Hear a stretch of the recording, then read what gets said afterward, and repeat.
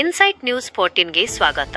ಬಸವ ಕಲ್ಯಾಣದಲ್ಲಿ ಕಿಚ್ಚು ಹಚ್ಚಿದ ಮೌಲ್ವಿ ಮೇಲೆ ಹಲ್ಲೆ ಪ್ರಕರಣ. ನಮಸ್ಕಾರ ವೀಕ್ಷಕರೇ, ಅಲ್ಪವಿರಾಮ. ನೀವು ಇನ್ನೂ ನಮ್ಮ Insight News 14 YouTube channel subscribe ಮಾಡಿಲ್ಲವೇ?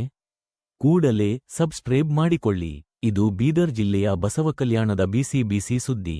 ಶಾಂತವಾಗಿದ್ದ ಅನುಭವ ಮಂಟಪದ ನಾಡಿನಲ್ಲಿ ಈಗ ಆಕ್ರೋಶದ ಕಟ್ಟೆ ಒಡೆದಿದೆ. ಮದರಸಾದ ಇಬ್ಬರು ಮೌಲ್ವಿಗಳ ಮೇಲೆ ನಡೆದ ಹಲ್ಲೆ ಇಡೀ ನಗರವನ್ನೇ ಬೆಚ್ಚಿ ಬೀಳಿಸಿದೆ. ಮದರಸಾದ ಇಬ್ಬರು ಮೌಲ್ವಿಗಳ ಮೇಲೆ ನಡೆದ ಗಂಭೀರ ಹಲ್ಲೆ ಪ್ರಕರಣ ಸಾವಿರಾರು ಸಂಖ್ಯೆಯಲ್ಲಿ ಜಮಾಯಿಸಿದ ಮುಸ್ಲಿಂ ಸಮುದಾಯದ ಬೃಹತ್ ಪ್ರತಿಭಟನೆ. ಆರೋಪಿಗಳನ್ನು ಕೂಡಲೇ ಬಂಧಿಸದಿದ್ದರೆ ಹೋರಾಟ ತೀವ್ರಗೊಳಿಸುವ ಎಚ್ಚರಿಕೆ. ಜನತೆಯ ಆಕ್ರೋಶ. ವೀಕ್ಷಕರೇ, ಇಲ್ಲಿ ಕೇಳಿ ಬರುತ್ತಿರುವ ಪ್ರಶ್ನೆಗಳಾದರೂ ಏನು? ಮೌಲ್ವಿಗಳಿಗೆ ಅವಮಾನಿಸಿ ಹಲ್ಲೆ ಮಾಡಿದ ಆ ಕಿರಾತಕರು ಇನ್ನೂ ಯಾಕೆ ಪೊಲೀಸರ ಕೈಗೆ ಸಿಕ್ಕಿಲ್ಲ? ಬಸವ ಕಲ್ಯಾಣ ಪೊಲೀಸ್ ಠಾಣೆಯ ಮುಂದೆ ಜನಸಾಗರವೇ ಹರಿದು ಬಂದಿತ್ತು. ಅವರ ಒಂದೇ ಬೇಡಿಕೆ ಆರೋಪಿಗಳ ಬಂಧನ. ಪೊಲೀಸರ ವಿಳಂಬವೇಕೆ? ಎಲ್ಲರ ಕಣ್ಣ ಮುಂದೆಯೇ ಘಟನೆ ನಡೆದಿದ್ದರೂ ಆರೋಪಿಗಳನ್ನು ಹಿಡಿಯಲು ಖಾಕಿ ಪಡೆಗೆ ಅಡ್ಡಿಯಾಗಿರುವುದಾದರೂ ಏನು?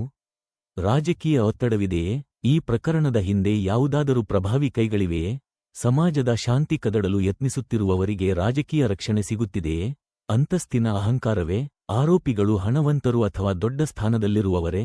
ಶ್ರೀಮಂತಿಕೆಗೆ ಅಂಜಿ ಪೊಲೀಸರು ಕೈಕಟ್ಟಿ ಕುಳಿತಿದ್ದಾರಾ ಎಂಬ ಪ್ರಶ್ನೆ ಜನರು ಕೇಳುತ್ತಿದ್ದಾರೆ ಎನ್ನಲಾಗಿದೆ. ಬಸವ ಕಲ್ಯಾಣದ ಜನತೆ ರೊಚ್ಚಿಗೆದ್ದಿದ್ದಾರೆ. ನಮ್ಮ ಮೌಲ್ವಿಗಳಿಗೆ ಅನ್ಯಾಯವಾಗಿದೆ, ನಮಗೆ ನ್ಯಾಯ ಬೇಕು ಎಂದು ಘೋಷಣೆಗಳು ಮೊಳಗುತ್ತಿವೆ. ಪೊಲೀಸರು ಮಾತ್ರ ತನಿಖೆ ನಡೆಯುತ್ತಿದೆ ಎಂಬ ಹಳೆಯ ರಾಗವನ್ನೇ ಹಾಡುತ್ತಿದ್ದಾರೆ. ಆದರೆ ಸಾರ್ವಜನಿಕರ ಆಕ್ರೋಶ ಮಾತ್ರ ಆಕಾಶ ಮುಟ್ಟಿದೆ.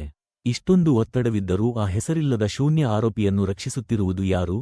ಯಾರೇ ಆಗಲಿ ಕಾನೂನಿಗಿಂತ ದೊಡ್ಡವರಲ್ಲ. ಶೀಘ್ರದಲ್ಲೇ ಬಂಧನವಾಗದಿದ್ದರೆ ಪರಿಸ್ಥಿತಿ ಕೈಮೀರುವ ಸಾಧ್ಯತೆಯಿದೆ. ಅಧಿಕಾರಿಗಳೇ ಎಚ್ಚರ. ನ್ಯಾಯ ವಿಳಂಬವಾದರೆ ಅದು ಅನ್ಯಾಯಕ್ಕೆ ಸಮ.